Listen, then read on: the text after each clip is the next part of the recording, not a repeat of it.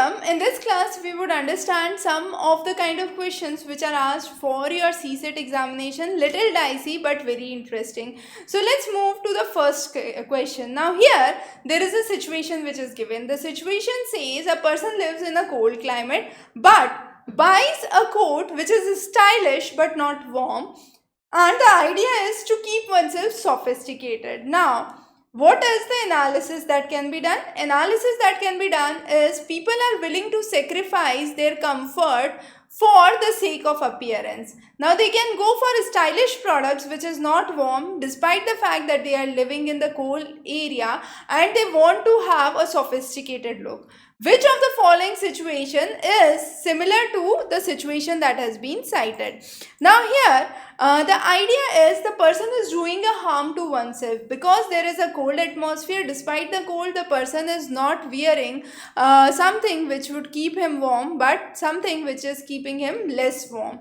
So here, if I say a person buys an automobile to commute, even though public transport is quick and reliable, I am not giving the reason. The reason is not mentioned here, so this cannot be the right answer. Parent buys a car seat to give more comfort to the child. So again, this is a direct reason. It is not for the sake of appearance or to impress others. But let's move on to the third choice. Here, couple buys the wine.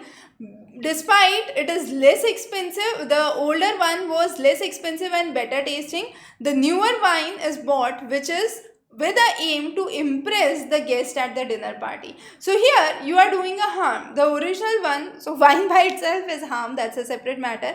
But the idea is the original one was less expensive and better tasting. The new one is more expensive and less tasting. And still the couple buys it just in order to impress the guest. So C would be the right match for this question.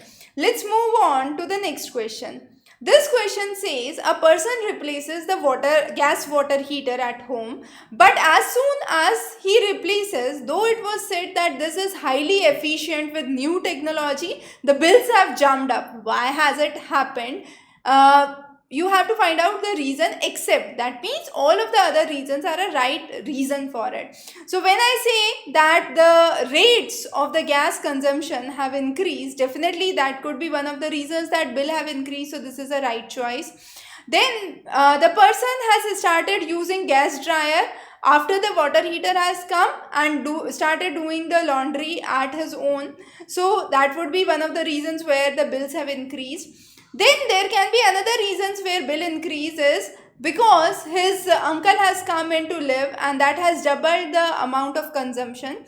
So that is again a probable reason. So all of these three are the correct reason. But what we have to find is except. That means the new water heater uses a smaller percentage of the gas that used by Mahesh household then did the old one. Now this is just the percentage information. We do not know whether this is the reason or whether this is in absolute terms increasing or decreasing.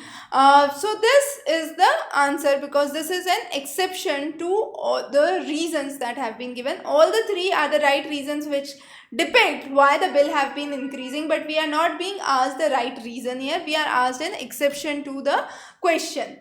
The next is another very important question.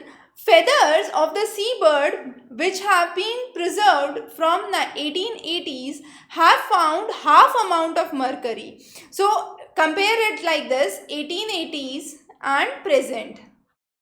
Amount of mercury, if this was 1, this is 0.5. Okay. Now this says that mercury has accumulated in the feathers which the birds have been eating because the birds have been eating fish, and this indicates that the mercury level in the saltwater fish are higher now than they were 100 years ago. So we have to find out the underlying assumption. The underlying assumption is that the process used to preserve the birds in 1880s did not decrease the amount of mercury in the feathers. Now this is the assumption. I'm saying that the mercury content during that time was less, but that time I have only preserved samples. So I have to assure that the method of preservation I was using, that method of preservation was not actually reducing the amount of mercury. If that was the case, my whole statement goes flawed or goes wrong. So I need to assure that the amount of mercury which was there in 1880s was not manipulated in the method of preservation of the seabirds, and therefore D is the assumption. Unless and until I assume this statement, I cannot say the second statement that the mercury levels have been increasing because the higher mercury levels have been found in the saltwater fish. If because in 1880s in the method of preservation I am removing mercury, then everything goes wrong. Clear? So that is very important, and here the question is assuming. So be very particular whether the question is asking about assumption, whether the question is asking about conclusion. Coming on next, we have another question. This question is a very interesting question. The question says that 1 pound of meat is equivalent to 16 pound of grain, but this 16 pound of grain can feed 16 people, but this 1 pound of meat can feed only 1 person.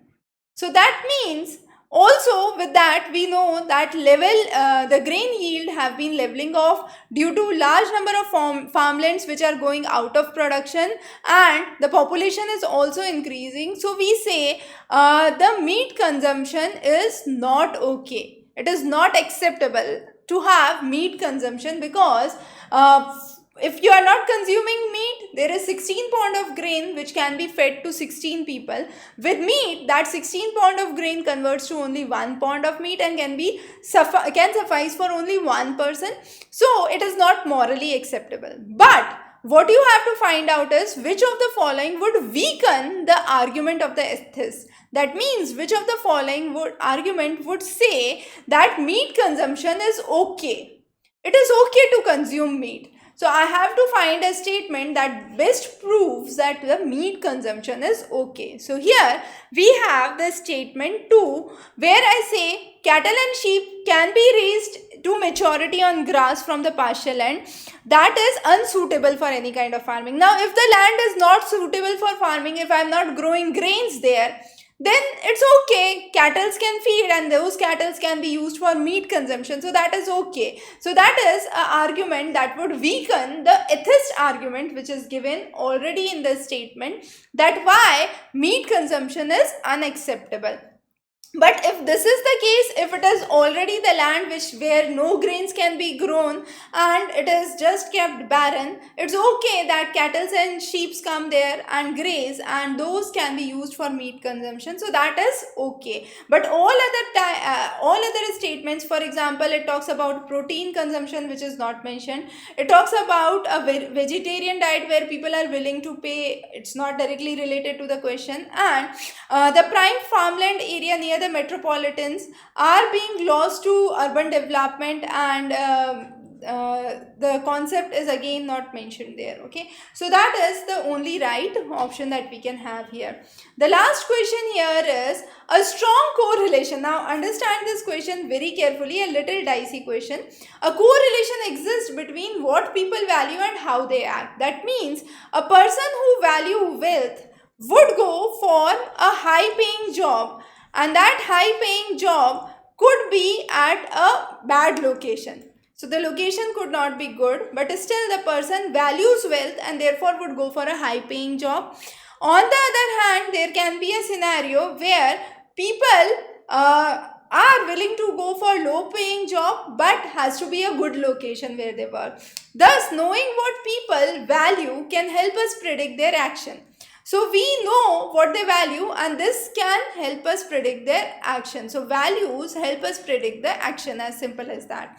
Which of the following most accurately expresses the conclusion? Now, 4 statements are given. Knowing how people behave allows them to infer value. Now this is opposite. It says that if I know the action, I know the values, but that is nowhere mentioned. You cannot infer it from the the statement which is given. So this is not correct. However, it looks like a very close choice, but this is not the right answer.